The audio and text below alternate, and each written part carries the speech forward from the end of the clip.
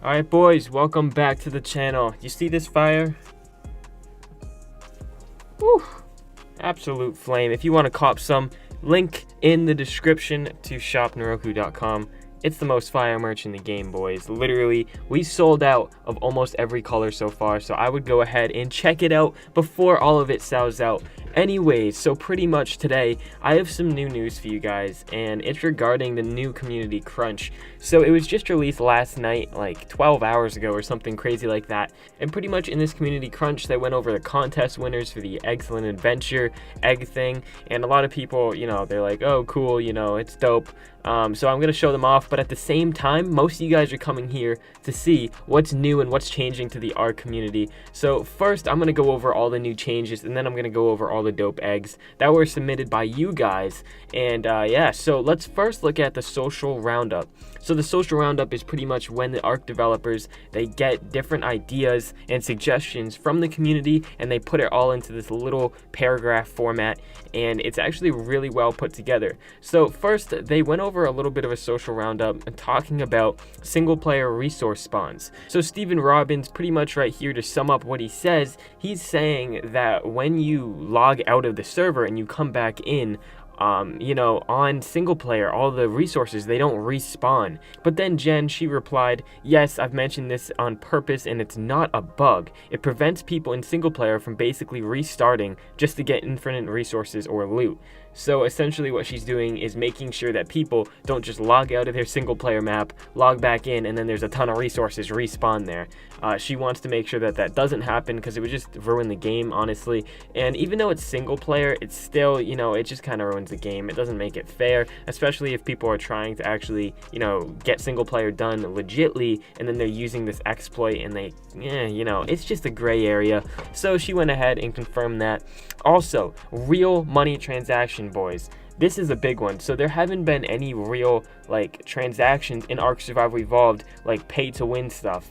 And I mean, it's a good and bad thing. You can buy DLCs, but at the same time, you can't buy like a giga on ARK. Like, you can't buy it unless you go on eBay and do some shady stuff, which I've tried out in the past. It works. But anyways, on real money transactions, Joseph Babcock, you guys really need to do something about paying real money for these fake dinos. I work hard for my money. I love playing this game, and I can't spend the money I work for to support my family and pay my bills. So my option is losing to people that pay money.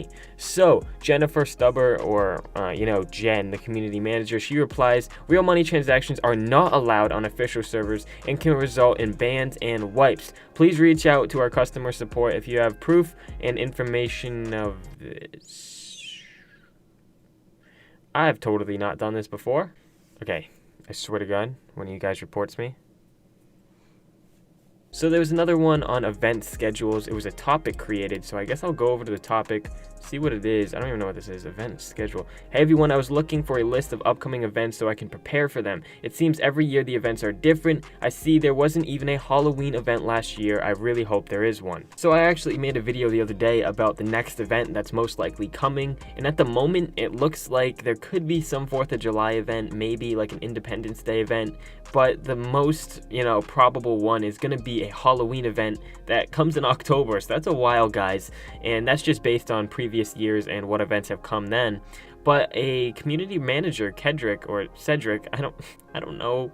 Before, there was a lot more manual work involved in setting up events, so the feasibility of doing an event really depended on what we had going on at the moment in terms of workload. Most of the events are set up on an automated system now, making it much easier to have consistent events going forward. Well, this is some good news, boys. I mean, if Cedric, or probably Cedric, if they're replying and saying that everything is, automated now, that's good because they've already created the events in the past, meaning they're probably just going to keep rolling out the same ones. And if that's true, then, the next event could be something for Independence Day on July 4th. I don't know. I really don't know. There's a ton of different events that could come, but the most, I guess, well-known one is going to be a Halloween event. Maybe, what was it last year? Some weird one. Like in 2017, they had some weird one. It wasn't... I forget. So another one, bring back the Ragnarok map. Was looking through my old files and came across the repo for Valhalla. Is there any interest in bringing this up to date? I have good memories from back then. And it looks like somebody replied, maybe? No. No reply. Holy crap, dudes. I've never heard of Valhalla.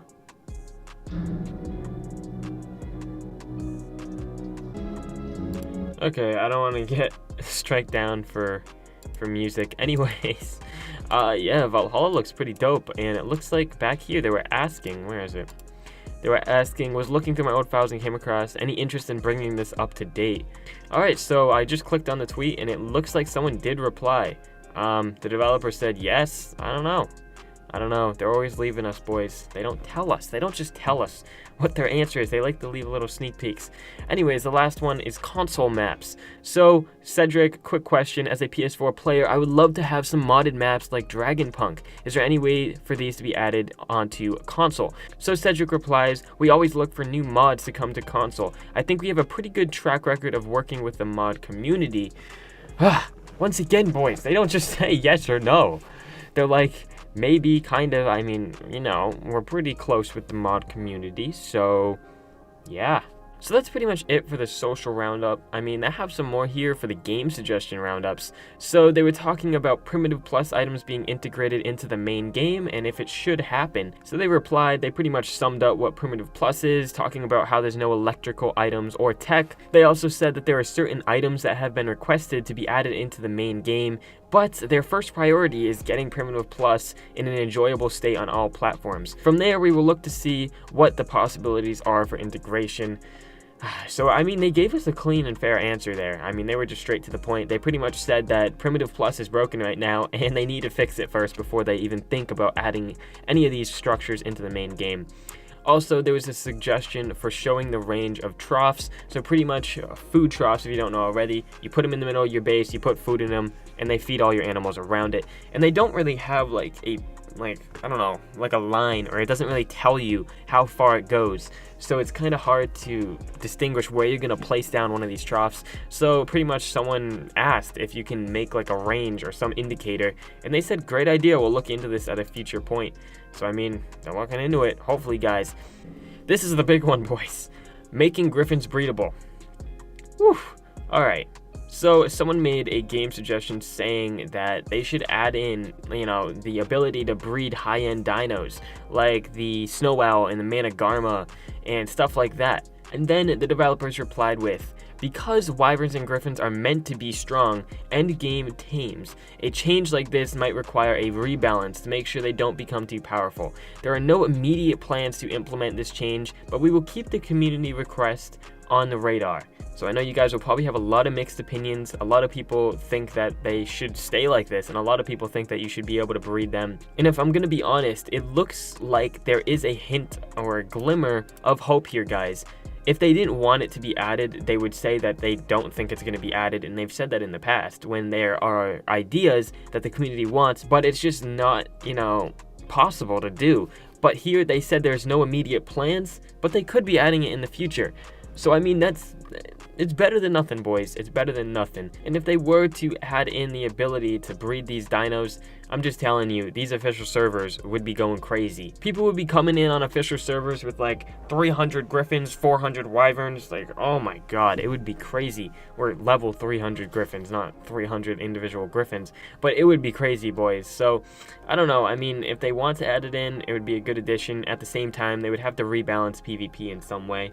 So anyways, that's pretty much it for this, guys. That's all the updates, and not even updates, just like, I guess, what the game suggestions were and what the responses from the developers were. I mean, they were good responses, I guess. We've been waiting for a lot of answers regarding that, especially the griffins and the wyverns and high-end tames and being able to breed them. A lot of people wanted to know that. If you guys want to watch someone read through this, go ahead, check out Loaded Crisis. He'll probably read through this. I'm not gonna read through it. But pretty much they're fixing up their game. Memory optimizations are always a good thing. They're trying to improve their game.